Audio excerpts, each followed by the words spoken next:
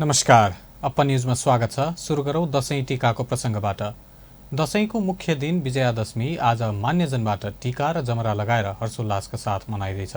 नेपालीहरूको महान चाड विजयादशमीको आज देश तथा विदेशमा रहेका नेपालीहरूले आफ्ना आफन्त तथा मान्यजनबाट टीका तथा जमरा लगाई दशैं मनाइरहेका छन्।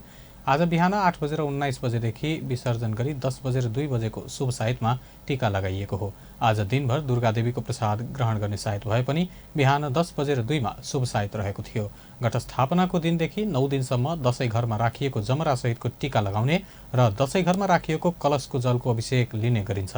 नेपालीहरू विशेष गरेर दशैंमा पिङ खेल्ने रमाइलो गर्ने गर्दछन्। राष्ट्रपति विद्या भण्डारीले विजयादशमीका अवसरमा शुक्रबार आमा मिथिला पाण्डेका हातबाट बिहान 10:02 को शुभ साइतमा टीका ग्रहण गरेकी छिन्। राष्ट्रपति भण्डारीले राष्ट्रपति कार्यालय शीतल निवासमा आमाबाट विजयादशमीको टीका र जमराका साथै आशीर्वाद ग्रहण गरेकी हुन्। त्यसैगरी राष्ट्रपति भण्डारीले शुक्रबार हनुमान ढोकाको मूल पुजारी देवराज अर्यालबाट पनि टीका ग्रहण गरिन्। सो अवसरमा राष्ट्रपति भण्डारीलाई विभिन्न शक्तिपीठका गुरुले पनि प्रसाद प्रदान गरेका छन्। सो अवसरमा राष्ट्रपति भण्डारीले परिवारका सदस्यलाई पनि टीका लगाइदिइन्। यो पटक महामारीको जोखिमलाई मध्यनजर गर्दै उनले सर्वसाधारणलाई टीका लगाइनन्। कोभिड महामारीको जोखिमका कारण अघिल्लो वर्ष झै यस वर्ष पनि राष्ट्रपति र प्रधानमन्त्रीबाट सर्वसाधारणलाई टीका लगाउने कार्यक्रम स्थगन गरिएको छ।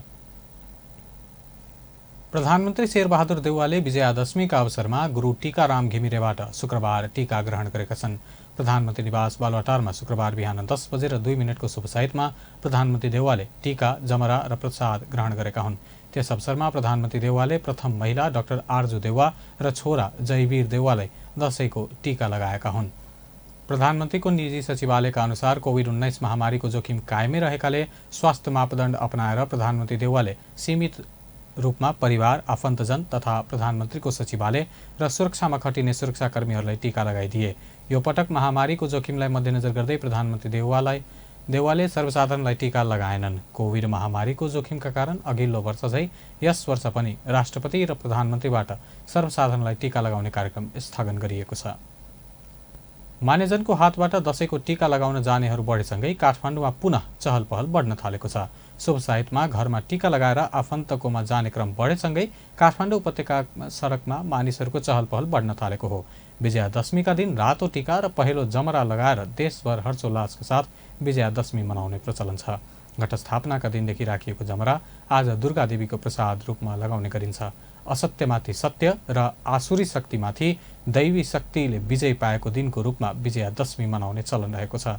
आजका दिन परिवारका ठूलो सदस्यहरूबाट टीका तथा जमरा लगाइने चलन छ।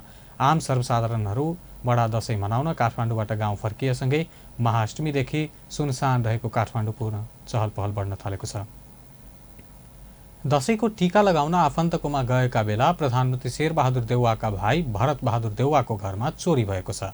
धनगढी उपमहानगरपालिका 2 सन्तोषी टोलका स्थानीय भरत बहादुर देउवाको घरमा शुक्रबार दिउँसो दशैंको टीका लगाउन आफन्तकोमा गएका बेला सुनका गरगहना र नगद चोरी भएको हो। प्रधानमन्त्री शेरबहादुर देउवाका सहोदर भाइ समेत रहेका भरत बहादुरले सन्तोषी टोलमै रहेको आफन्तको घरमा टीका लगाउन गएको समय चोरी भएको जानकारी दिए। उनले 4000 नगद सहित करिब 3 तोला सुन र 3 तोला चाँदी चोरी भएको बताउँदै घरमा कोही नरहेको बेला चोरी गरिएको र अन्य सामान भने सुरक्षित रहेको जानकारी दिए। हवस् त, अपन न्यूज अहिलेलाई यति नै। अपन टेलिभिजन हेर्दै रहनुहोला। नमस्कार।